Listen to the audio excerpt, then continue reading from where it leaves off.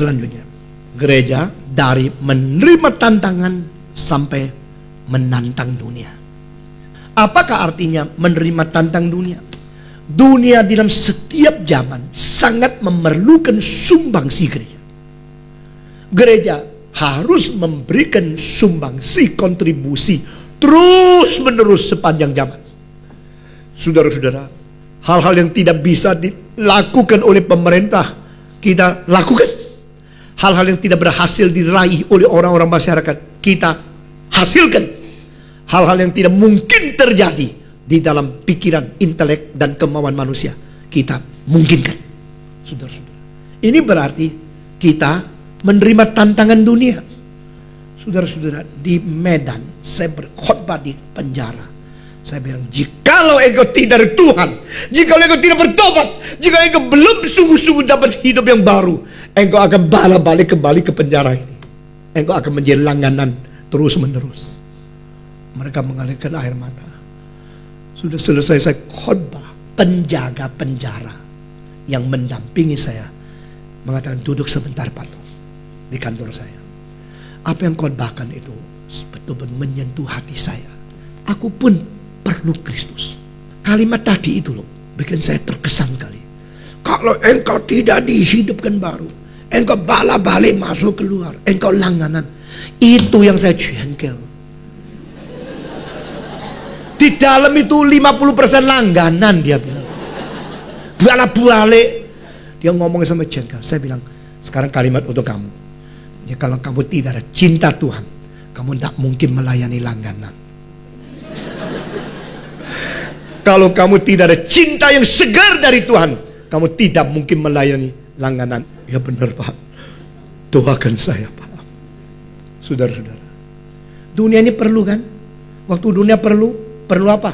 Hei gereja, bantulah kami. Banyak anak tawuran, silakan tolong. Gereja, bantulah kami. Banyak pemuda narkotika, tolong. Gereja, bantu kami. Banyak kemiskinan belum diberantas, tolong. Saudara-saudara, gereja menerima tantangan. Setelah kita menjadi gereja, kita mulai melihat dengan mata yang peka dan tajam. What should I do according to the challenges from the society which come to me? Ada tantangan-tantangan dari gereja yang datang kepada saya harus kerja apa? Dan ini dikerjakan satu persatu. Tell people, you do the best. Beritahu kepada dunia, beritahu kepada pemerintah, beritahu kepada masyarakat, engkau kerja paling baik.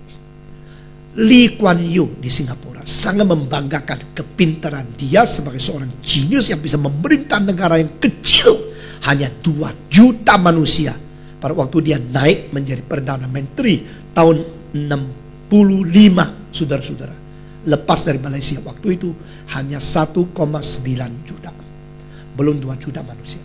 Dari negara yang profitnya dan negara yang sosial welfare nomor 65, lonjak di dalam 30 tahun menjadi negara kelima di dunia. Dia hebat sekali. Tapi mereka, pemerintah di Singapura menemukan yang bikin negara itu begitu maju bukan pemerintah saja, tetapi orang Kristen. Di antara militer paling sedikit ada lebih dari 15% jenderalnya Kristen. Di dalam sekolah-sekolah menengah, guru-guru yang mengajar, guru-guru paling sedikit 40% Kristen.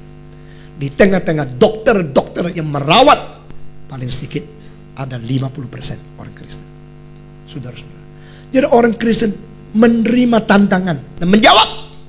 Orang Kristen melihat kesulitan, menjawab. Orang Kristen merubah dunia ini. Orang Kristen menyatakan kebolehannya karena ada poin yang ketiga yang saya katakan, yaitu berbagian dalam sifat ilahi. Tuhan itu suci, kita hidup suci. Tuhan itu adil, kita hidup adil. Tuhan itu kasih, kita hidup penuh kasih. Tuhan itu baik, kita melakukan yang baik.